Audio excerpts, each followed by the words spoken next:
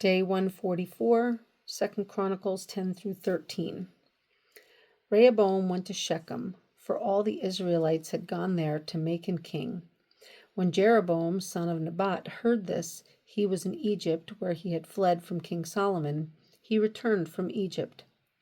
So they sent for Jeroboam, and he and all Israel went to Rehoboam and said to him, "Your father put a heavy yoke on us, but now lighten the harsh labor and the heavy yoke he put on us, and we will serve you." Rehoboam answered, "Come back to me in 3 days." So the people went away. Then King Rehoboam consulted the elders who had served his father Solomon during his lifetime. "How would you advise me to answer these people?" he asked. They replied, "If you will be kind to these people and please them and give them a favorable answer, they will always be your servants." But Rehoboam rejected the advice the elders gave him and consulted the young men who had grown up with him and were serving him. He asked them, "What is your advice? How should we answer these people who say to me, 'Lighten the yoke your father has put on us'?" The young men who had grown up with him replied, "Tell the people who have said to you, 'Your father put a heavy yoke on us, but make our yoke lighter.' Tell them, 'My little finger is thicker than my father's waist. My father laid on you a heavy yoke. I will make it even heavier. My father scourged you with whips. I will scourge you with scorpions." 3 days later, Jeroboam and all the people returned to Rehoboam, as the king had said.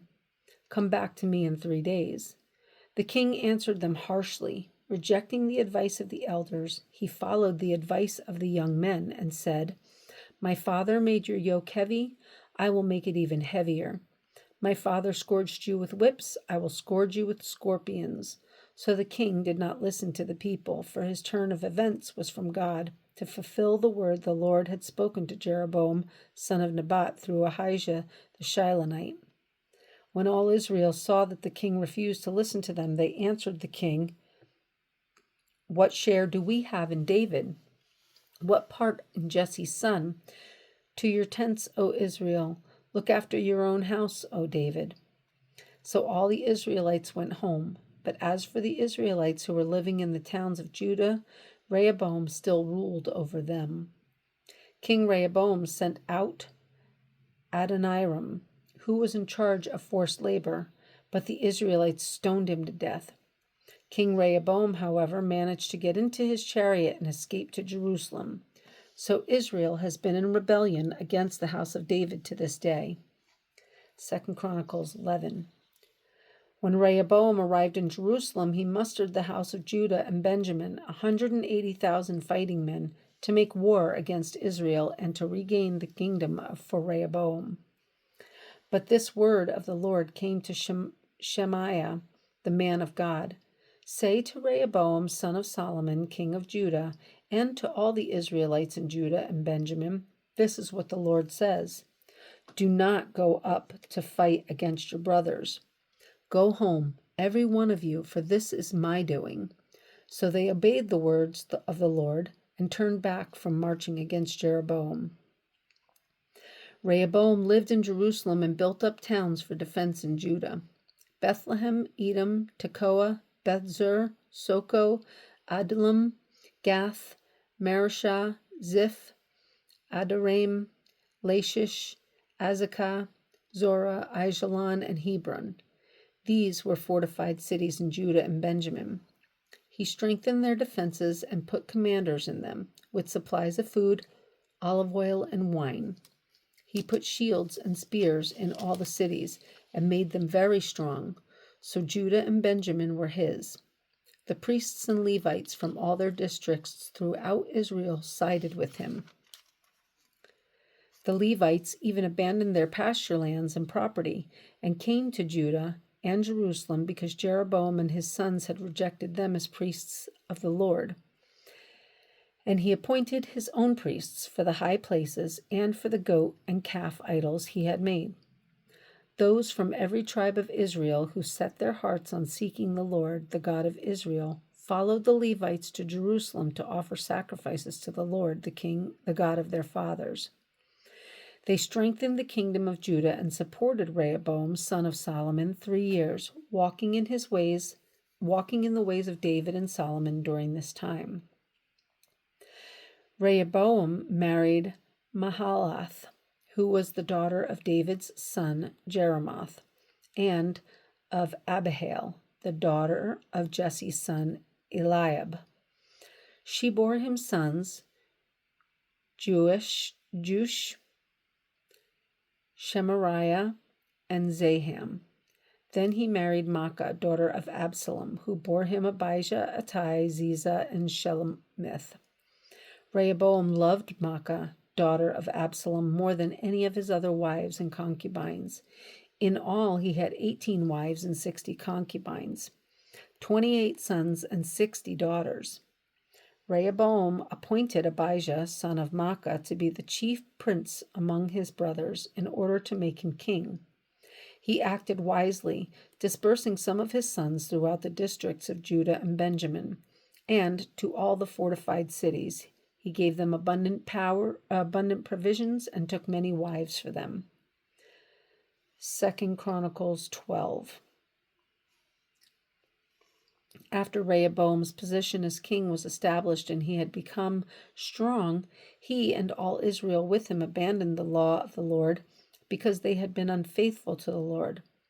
Shishak, king of Egypt, attacked Jerusalem in the 5th year of King Rehoboam. With 1,200 chariots and 60,000 horsemen and the innumerable troops of Libyans, Sukkites, and Cushites that came with him from Egypt, he captured the fortified cities of Judah and came as far as Jerusalem. Then the prophet Shemaiah came to Rehoboam and to the leaders of Judah who had assembled in Jerusalem for fear of Shishak, and he said to them, "This is what the Lord says, you have abandoned me, therefore I now abandon you to Shishak." The leaders of Israel and the king humbled themselves and said, "The Lord is just." When the Lord saw that they humbled themselves, this word of the Lord came to Shemaiah: "Since they have humbled themselves, I will not destroy them, but will soon give them deliverance. My wrath will not be poured out on Jerusalem through Shishak. They will, however, become subject to him, so that they may learn the difference between serving me and serving kings of other lands." When Shishak, king of Egypt, attacked Jerusalem, he carried off the treasures of the temple of the Lord and the treasures of the royal palace. He took everything, including the gold shields Solomon had made. So King Rehoboam made bronze shields to replace them and assigned these to the commanders of the guard on duty at the entrance to the royal palace. Whenever the king went to the Lord's temple, the guards went with him, bearing the shields, and afterward they returned them to the guard room. Because Rehoboam humbled himself, the Lord's anger turned from him, and he was not totally destroyed. Indeed, there was some good in Judah. King Rehoboam established himself firmly in Jerusalem and continued as king.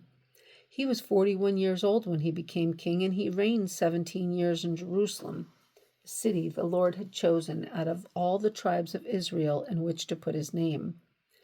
His mother's name was Naamah. She was an Ammonite. He did evil because he had not set his heart on seeking the Lord. As for the events of Rehoboam's reign from beginning to end, are they not written in the records of Shemaiah the prophet and of Iddo the seer that dealt with the genealogies? There was continual warfare between Rehoboam and Jeroboam. Rehoboam rested with his fathers and was buried in the city of David, and Abijah his son succeeded him as king. 2 Chronicles 13. In the 18th year of the reign of Jeroboam, Abijah became king of Judah, and he reigned in Jerusalem 3 years. His mother's name was Maacah, a daughter of Uriel of Gibeah. There was war between Abijah and Jeroboam. Abijah went into battle with a force of 400,000 able fighting men, and Jeroboam drew up a battle line against him with 800,000 able troops. Abijah stood on Mount Zemaraim in the hill country of Ephraim and said, "Jeroboam and all Israel, listen to me. Don't you know that the Lord, the God of Israel, has given the kingship of Israel to David and his descendants forever by a covenant of salt? Yet Jeroboam, son of Nebat, an official of Solomon, son of David, rebelled against his master. Some worthless scoundrels gathered around him and opposed Rehoboam, son of Solomon, when he was young and indecisive and not strong enough to resist them. And now you plan to resist the kingdom of the Lord, which is in the hands of David's descendants? You are indeed a vast army, and have with you the golden calves that Jeroboam made to be your gods. But didn't you drive out the priests of the Lord, the sons of Aaron, and the Levites, and make priests of your own as the peoples of other lands do? Whoever comes to consecrate himself with a young bull and 7 rams may become priest of what are not gods. As for us, the Lord is our God, and we have not forsaken him. The priests who serve the Lord are sons of Aaron, and the Levites assist them.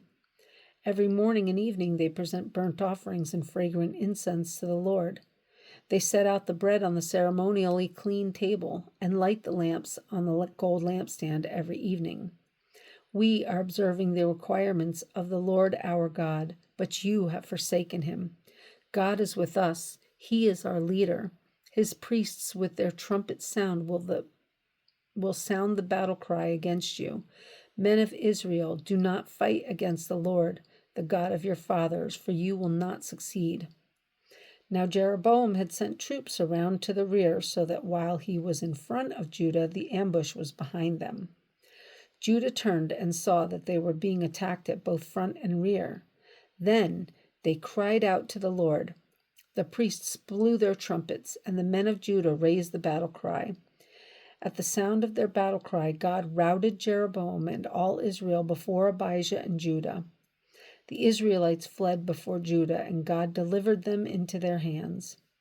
Abijah and his men inflicted heavy losses on them, so that there were 500,000 casualties among Israel's able men. The men of Israel were subdued on that occasion, and the men of Judah were victorious because they relied on the Lord, the God of their fathers. Abijah pursued Jeroboam and took from him the towns of Bethel, Jeshanah, and Ephron, with their surrounding villages. Jeroboam did not regain power during the time of Abijah, and the Lord struck him down and he died. But Abijah grew in strength. He married 14 wives and had 22 sons and 16 daughters. The other events of Abijah's reign, what he did and what he said, are written in the annotations of the prophet Iddo.